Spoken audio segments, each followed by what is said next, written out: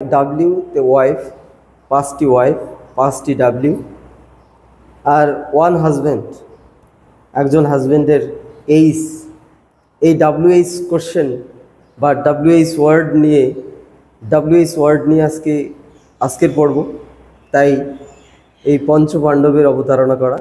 সুপ্রিয় শিক্ষার্থী বন্ধুরা, আসসালামু আলাইকুম ওয়া রাহমাতুল্লাহ।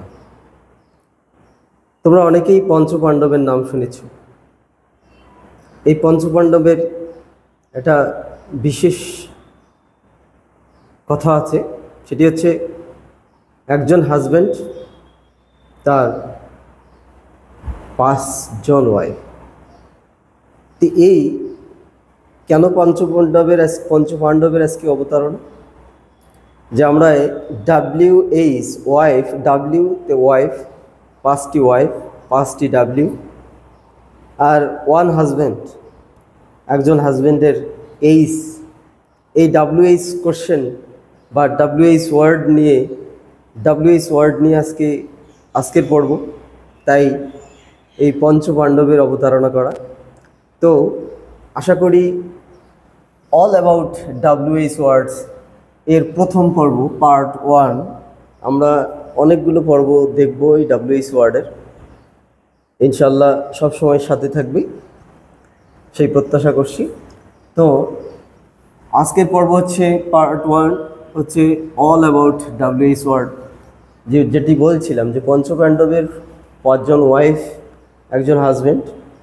তো ওয়াইফ, ডাব্লিউতে ওয়াইফ, এই 5টি ওয়াইফ হচ্ছে, একটা হচ্ছে হু বা হুম বা হুজ, 2 নম্বর হচ্ছে হুইচ বা হোয়াট, 3 নম্বর হচ্ছে হোয়ার, 4 নম্বর হচ্ছে হোয়েন, 5 নম্বর হচ্ছে হোয়াই, এবং 6 নম্বর হচ্ছে ডাব্লিউএইচ অর্থাৎ হাউ, এটি হাজব্যান্ড। এইচতে হাজব্যান্ড ডিনোট করা হয়েছে, আর ডাব্লিউতে ওয়াইফ, 5টা ওয়াইফ, 1 2 3 4 5, এই 5 ওয়াইফ। তো 5 ওয়াইফের মধ্যে যেটি হচ্ছে, আমরা প্রথম যে ডাব্লিউটা ওয়াইফ, সেটি হচ্ছে হু, এটি সাবজেক্টিভ, হুম এর অবজেক্টিভ, এবং হুজ এটি পসেসিভ। অর্থাৎ পার্সনের ক্ষেত্রে এই ডাব্লিউটা পার্সনের ক্ষেত্রে ব্যবহার হয়ে থাকে, এবং সেটি পার্সনের ক্ষেত্রে হু ব্যবহার হবে, এবং এটি সাবজেক্টিভ কেসে হু ব্যবহার হবে। অবজেক্টিভ কেস যদি হয় তাহলে সেটি হুম হবে, কয় একার, অর্থাৎ হুম মানে কাকে। আর হুজ একটা র উচ্চারিত হবে, পসেশন বোঝাবে, পসেসিভ কেস হবে, মানে র কার, হুজ কার, এরকমভাবে বুঝাবে। তো আমরা যে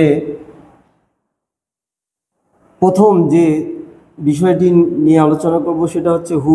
এটি সাবজেক্টিভ এবং পার্সনের ক্ষেত্রে ব্যবহার হবে, এবং হুম এটি অবজেক্টিভ কেসে ব্যবহার হবে, এবং হুম কাকে, এবং হুজ কার, পসেসিভ বা পসেশন হিসেবে ব্যবহৃত হবে।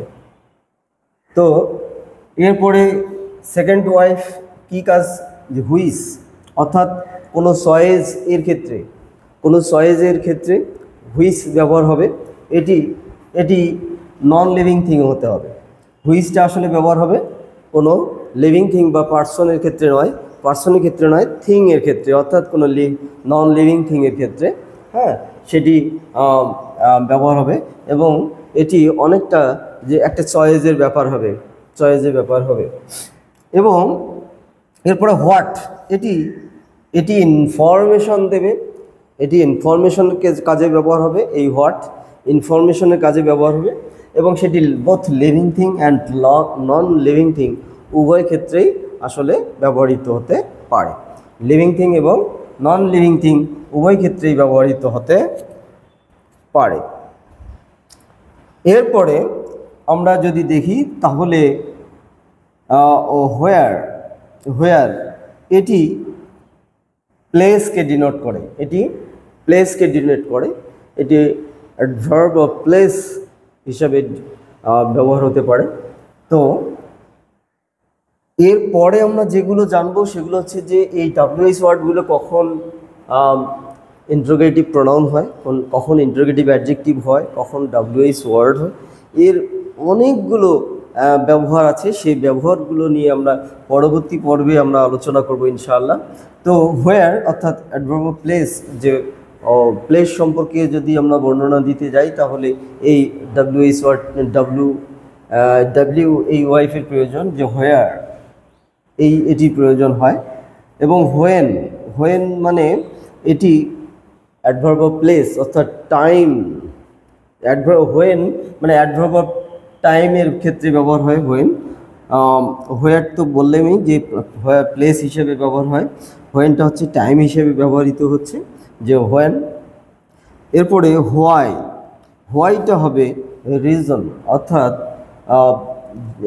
কেন, রিজন কারণ, কজ অ্যান্ড এফেক্টের ক্ষেত্রে এই হোয়াই এই WH ওয়ার্ডটি ব্যবহার হবে। এবং সর্বশেষে আমরা যেটা দেখব সেটা হচ্ছে যে হাউ, এটি এই আমরা যাকে বলছি হাজব্যান্ড, তো এই হাউ এটি ম্যানার হিসেবে বা the process of action manner হিসেবে ব্যবহৃত হবে। এবং এটি অর্থাৎ নির্দেশ করে কিভাবে আসলে কোন ওয়েতে কাজটি হবে, ওয়ে অফ অ্যাকশন হিসেবেও কাজ করে। তাহলে আমরা আজকে WH ওয়ার্ডগুলোর পরিচয় জানলাম, যে WH ওয়ার্ডগুলো সেই যে আমরা যাকে পঞ্চপাণ্ডব দিয়ে আমরা মনে রাখার জন্য আসলে এই ফানটি করলাম, যেটা যে পঞ্চপাণ্ডবের 5 জন স্ত্রী, একজন হাজব্যান্ডের 5 জন স্ত্রী, একজন হাজব্যান্ড মানে অর্থাৎ হাউ, আর এই 5 জন স্ত্রী তার মানে 5টি ওয়াইফ,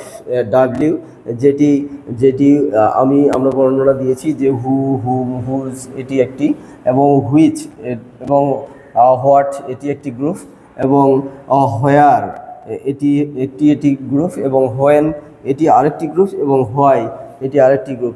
সর্বশেষে ফর হাউ এটি হচ্ছে the manner and way, manner of action. তাহলে আমরা পার্ট 1-এ অল অ্যাবাউট WH ওয়ার্ডস এর পার্ট 1-এ আমরা হু, হুম, হুজ এটি পার্সনের ক্ষেত্রে সাবজেক্টিভ, অবজেক্টিভ এবং পসেসিভ রূপ দেখলাম। এবং থিং এর ক্ষেত্রে অর্থাৎ নন লিভিং থিং এর ক্ষেত্রে আমরা দেখলাম যে অব্যক্তিবাচক, যেগুলো ব্যক্তিবাচক নয়, অব্যক্তিবাচক, সেটা হতে পারে প্রাণী, হতে পারে কোনো থিং, হতে পারে কোনো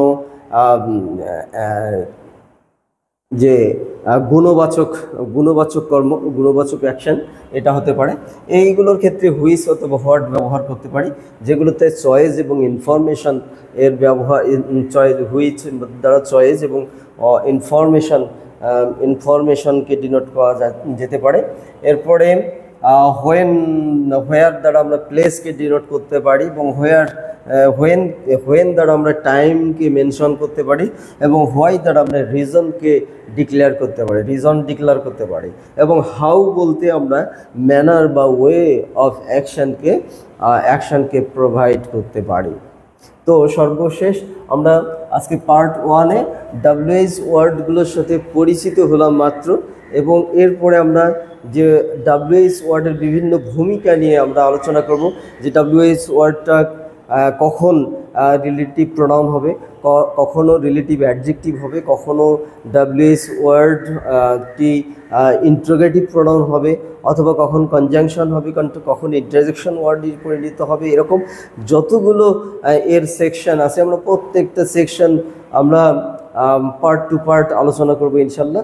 তো সেই সবগুলো পার্টে দেখার আমন্ত্রণ জানিয়ে শেষ করছি। আল্লাহ হাফেজ। আসসালামু আলাইকুম ওয়া রাহমাতুল্লাহ।